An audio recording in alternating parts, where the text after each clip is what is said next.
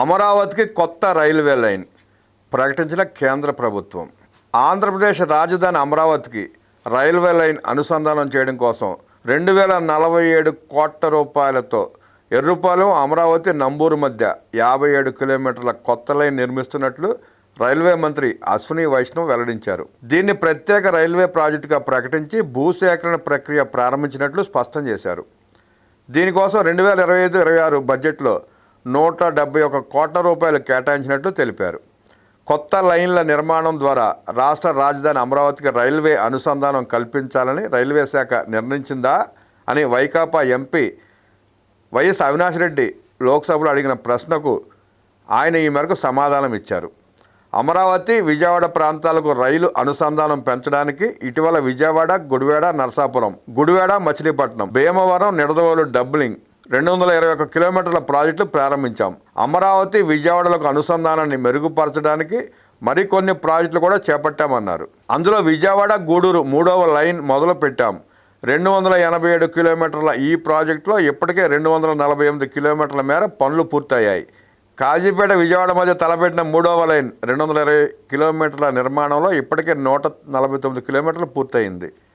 2025-26లో ఆంధ్రప్రదేశ్కు మొత్తం 9,417 కోట్ల రూపాయల బడ్జెట్ కేటాయించాం.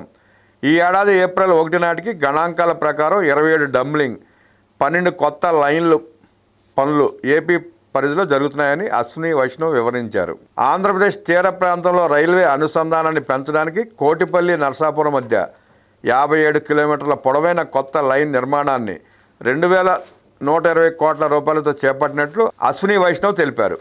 కాకినాడ జనసేన ఎంపీ తంగెళ్ల ఉదయ శ్రీనివాస్, రాజమండ్రి భాజపా ఎంపీ దగ్గుపాటి పురంధేశ్వరి అడిగిన ప్రశ్నలకు ఆయన ఈ మేరకు బదులిచ్చారు.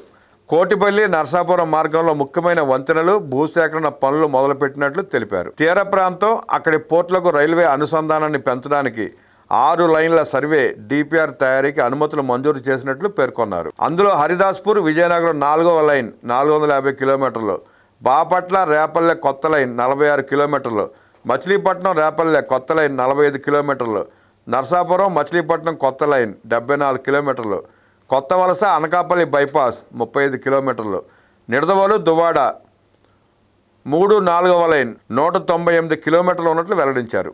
విశాఖపట్నంలో డేటా సిటీ నిర్మించాలనుకుంటున్నట్లు ఆంధ్రప్రదేశ్ ప్రభుత్వం చెప్పిందని కేంద్ర ఐటీ, ఎలక్ట్రానిక్స్ సహాయ మంత్రి జితిన్ ప్రసాద్ తెలిపారు. కేంద్ర ప్రభుత్వం దీనికి క్రియాశీలకంగా మద్దతు పలుకుతున్నట్లు చెప్పారు. ఈ అంశంపై కేంద్రం, ఏపీ ప్రభుత్వాల మధ్య అనేక సమావేశాలు జరిగినట్లు వెల్లడించారు.